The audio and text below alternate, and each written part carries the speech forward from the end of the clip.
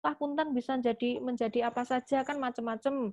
Ada bisa jadi akuntan di perusahaan, ada akuntan publik atau auditor, kemudian apa namanya, akuntan di pemerintahan, di perusahaan, kemudian jadi auditor internal, macam-macam kan gitu ya.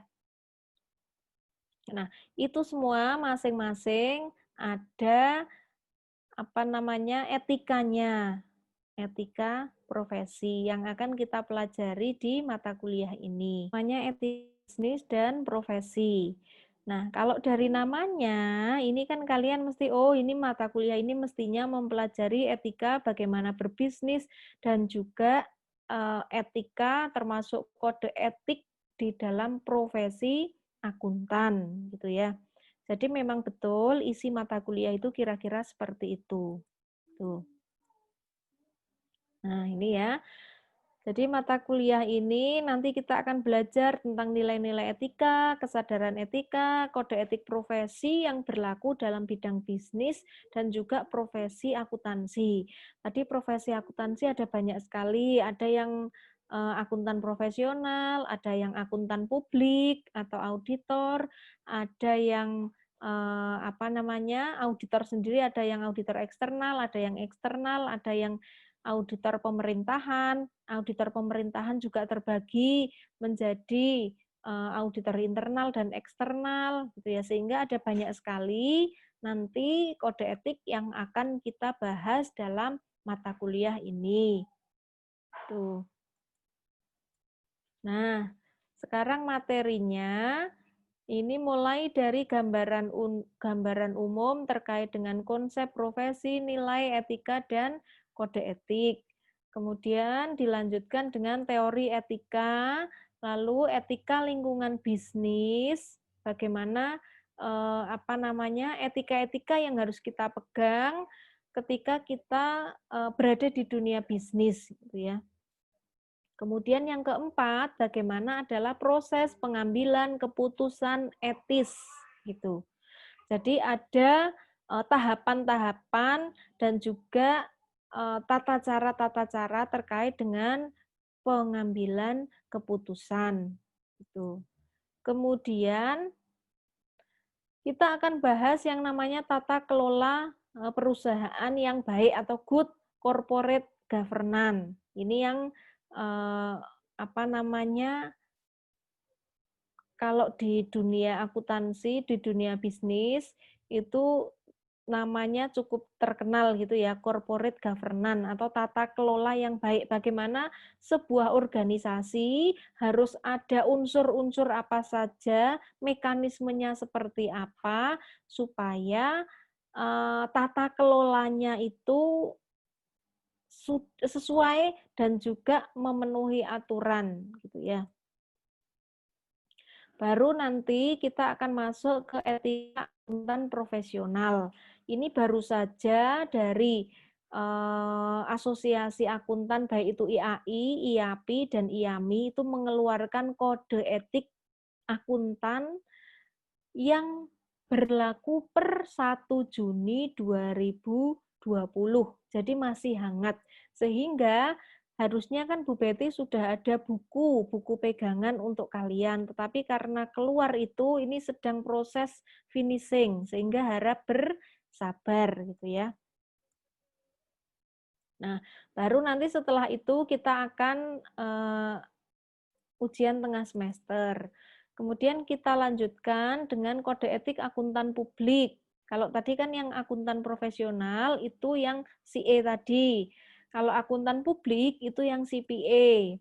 Kemudian kita akan lihat juga kalau akuntan internasional itu seperti apa ya. Nah, ini kan di silabus sudah detail di situ dituliskan terkait dengan IFAC, terkait dengan Sarbanes-Oxley Act, ini undang-undang di Amerika terkait dengan tata kelola.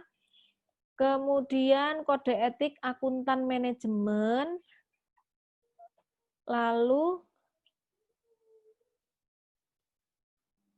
PKN itu pemeriksa keuangan negara, yaitu teman-teman yang ada di BPK. Nanti di antara kalian itu apa namanya, biasanya juga ada yang menjadi auditor di BPK. Kalau APIP itu untuk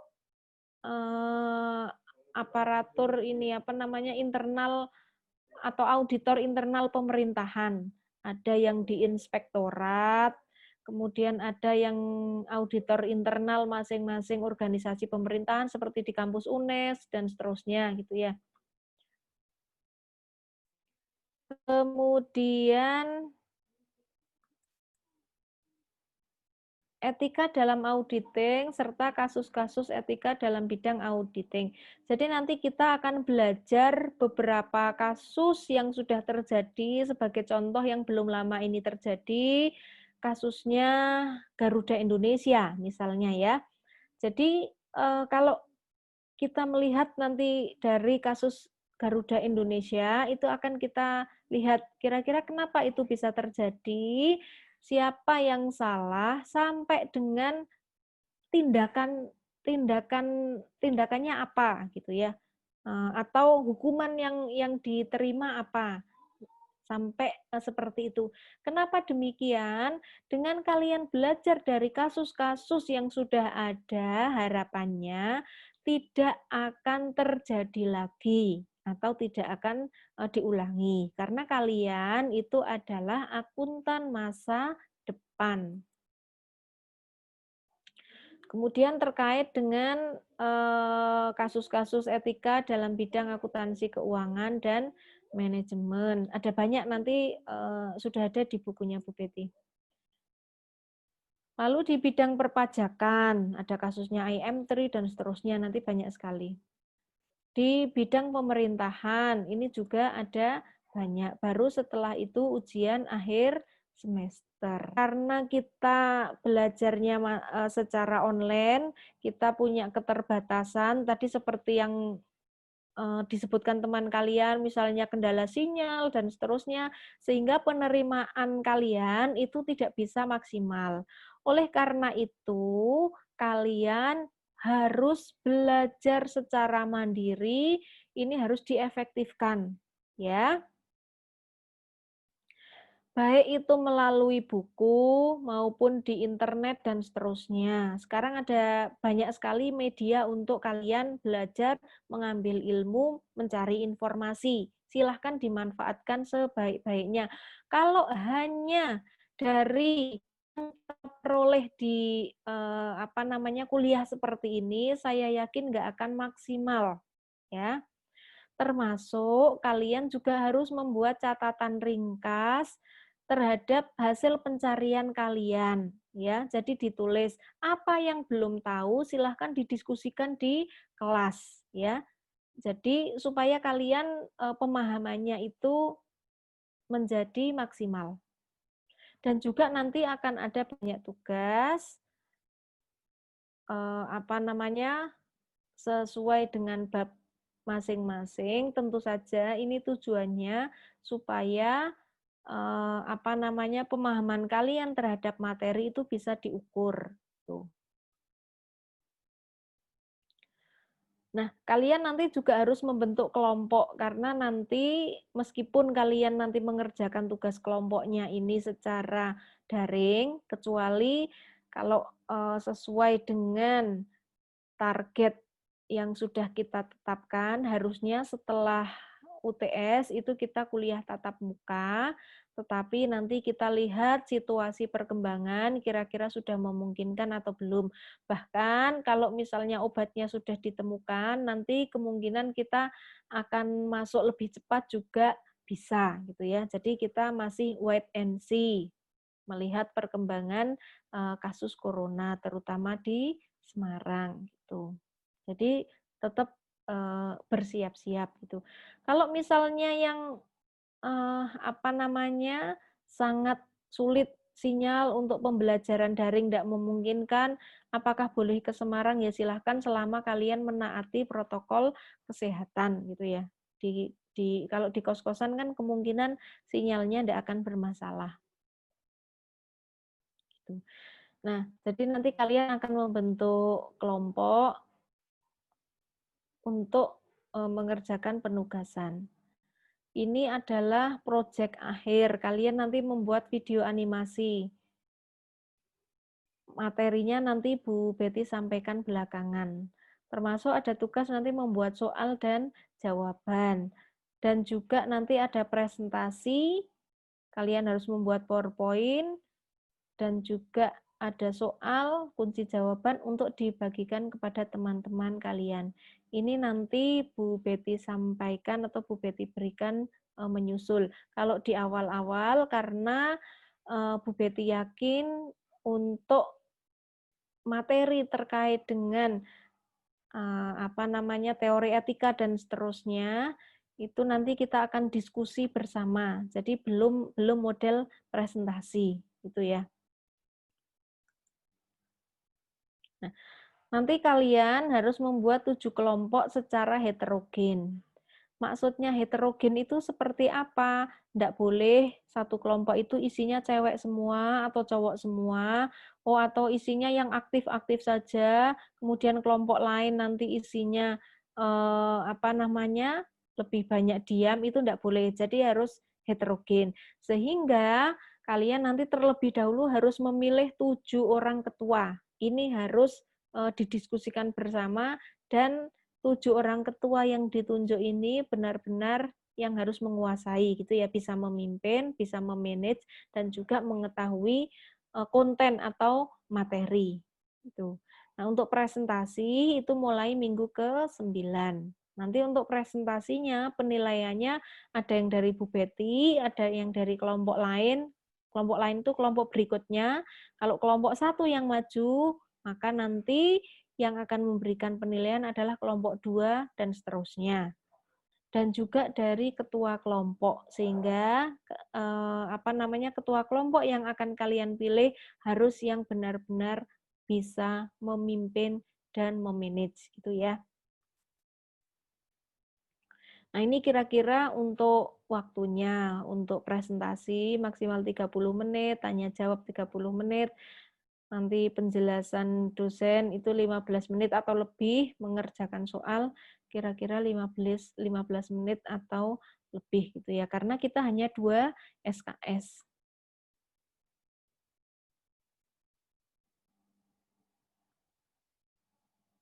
Nah, ini kira-kira yang harus dibuat kelompok ya. Ini nanti Bu Betty berikan.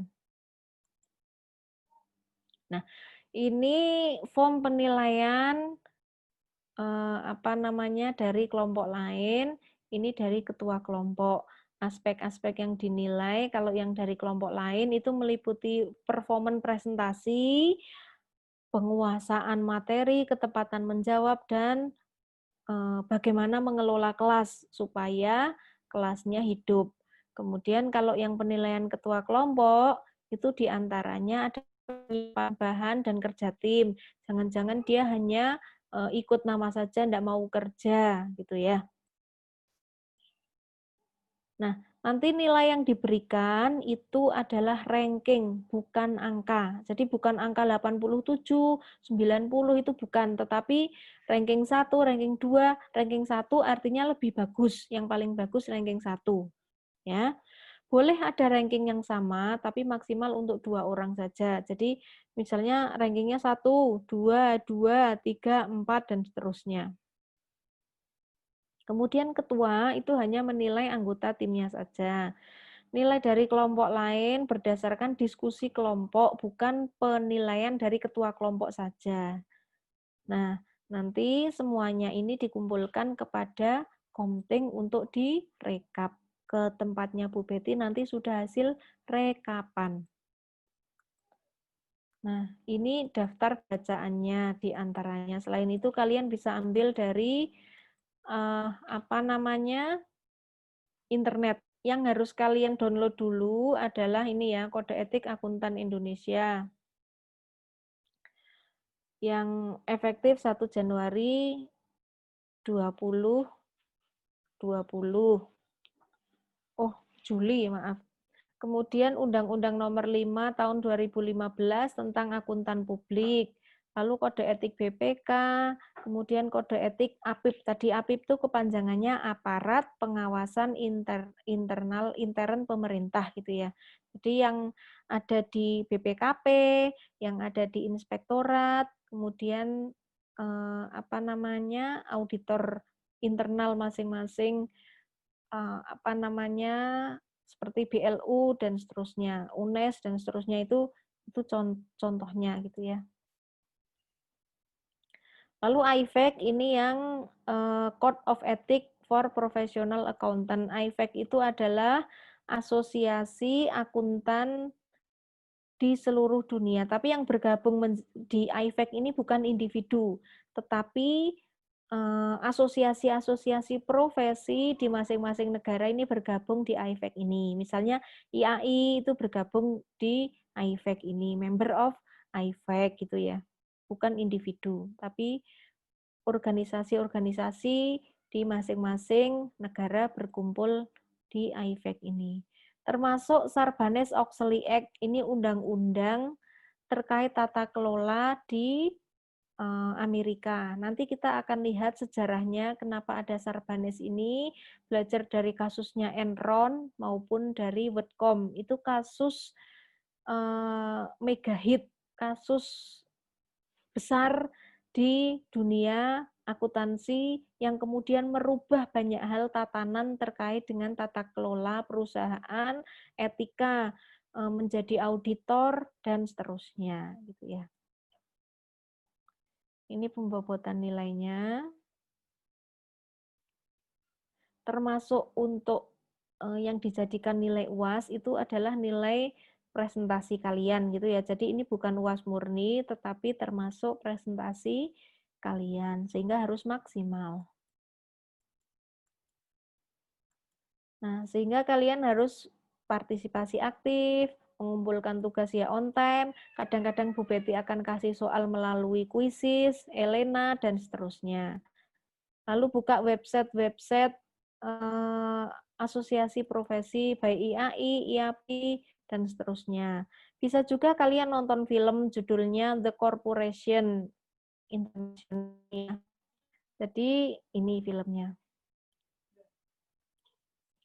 Itu sekilas terkait dengan kontrak perkuliahan kita untuk mata kuliah etika bisnis dan profesi. Kita diskusi terkait materi, boleh terkait dengan profesi akuntan, boleh yang lain silahkan. Bu, tanya Bu. Ya.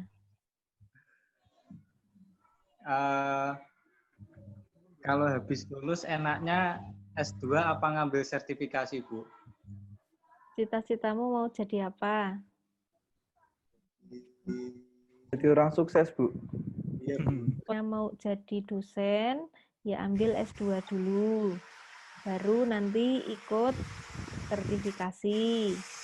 Tapi kalau misalnya, aku itu cita-citanya nggak ke sana, aku itu mau buka praktek sendiri misalnya, ya berarti ambil sertifikasi sambil kerjanya itu juga di bagian akuntan gitu ya. Maksudnya misalnya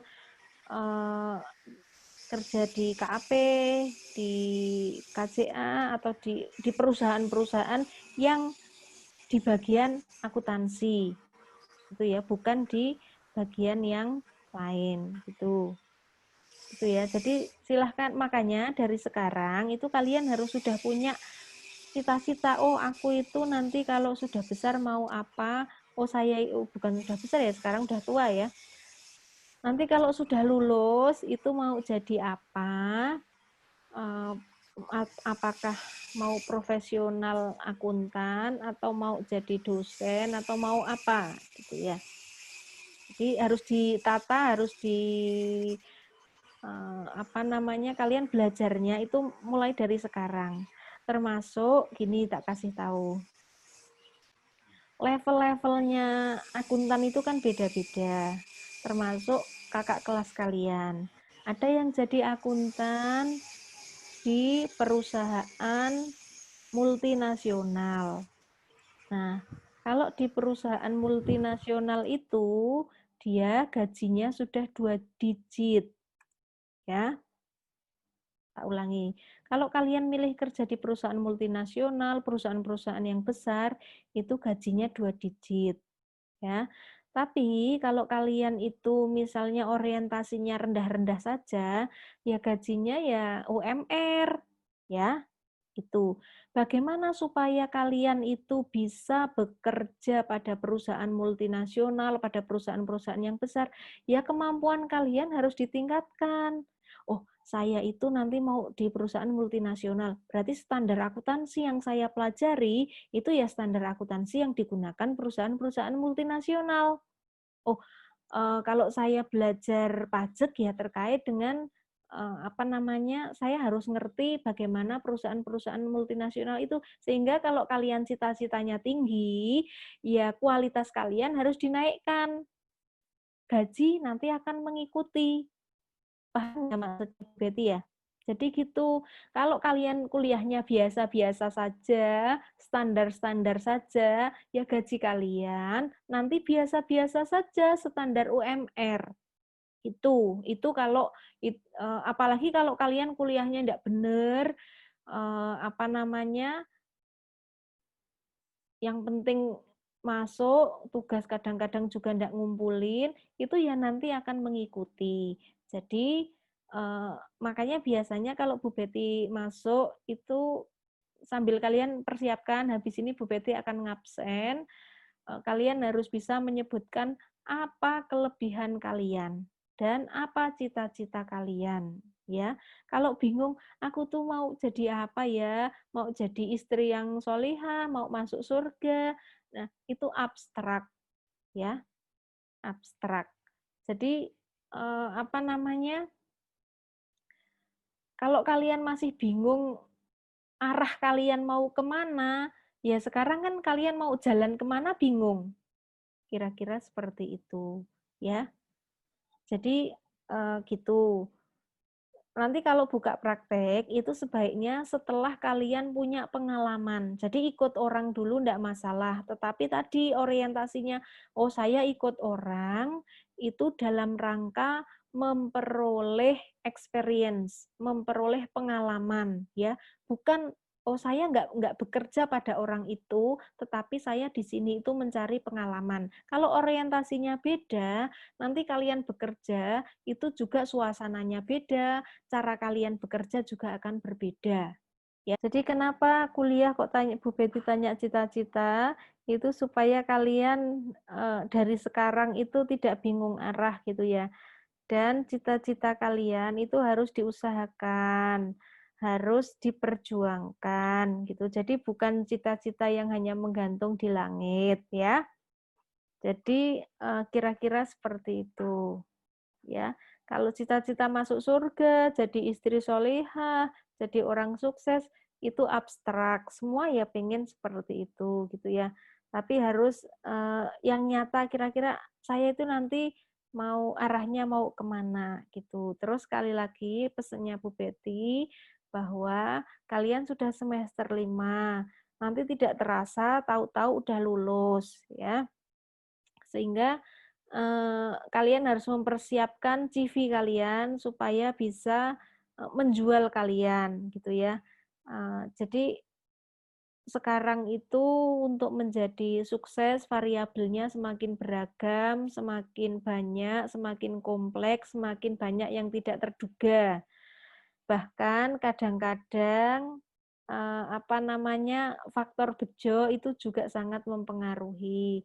Sehingga kalian harus jadi orang baik, harus terus berdoa, harus berusaha. Yang seperti itu, usaha itu tidak akan membohongi hasil gitu ya. Jadi usahakan secara maksimal. Tadi kalau kalian pengen gajinya tidak standar, tidak UMR, ya kualitas diri kalian harus ditingkatkan. Kalau kuliah ya jangan hanya menunggu apa yang disampaikan dosen, tapi kalian harus explore, kalian harus mencari tahu sendiri, belajar sendiri, mengembangkan diri sendiri. Kalau hanya menunggu yang didapat dari dosen, kalau dari Bu Betty, kalian nggak akan dapat 50% aja nggak akan dapat, ya. Dosen itu sibuk semua, ya. Artinya kita pertemuan di tatap muka itu sangat terbatas, hanya sedikit sekali, sehingga kalian harus belajar sendiri, memotivasi sendiri. Kalau orangnya mut-mutan, harus berdekat-dekatan dengan yang bisa menaikkan mood kalian, yang bisa memotivasi kalian, gitu. Kalau yang tadi masih bingung cita-citanya mau apa, saya kelebihannya apa, masih bingung sehingga yang keluar itu masih ngarang, gitu. Nah, mulai bertanya kepada diri sendiri, ya. Bertanyalah pada diri sendiri, nanti malam kalian sebelum tidur itu mulai merenung, gitu ya. Baik, ada yang ditanyakan untuk kuliah kita pada sore hari ini? Untuk buku pegangannya, menyusul informasi berikutnya dari Bu Betty ya. Soalnya kalau Bu Betty menyarankan untuk beli buku yang ada di pasaran, itu juga pasti belum update dengan aturan yang baru saja dirilis, gitu. Jadi eman-eman. Ada lagi yang mau bertanya? Kalau tidak, cukup sekian pertemuan kita pada sore hari ini. Semoga memotivasi kalian. Saya akhiri, billahi taufiq wal hidayah. Wassalamualaikum warahmatullahi wabarakatuh.